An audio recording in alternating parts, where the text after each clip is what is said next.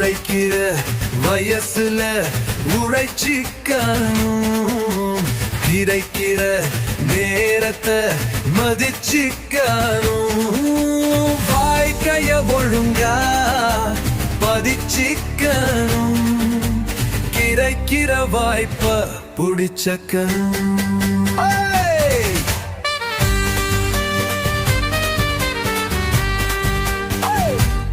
வறுமையில் ஆடினால் சகிச்சுக்க தோழா, பொறுமையே ஆயுதம் பழகிக்க தோழா, உனக்கென காலம் வரும் வரை தோழா, முயற்சியை என்றும் தொடர்ந்திடு தோழா.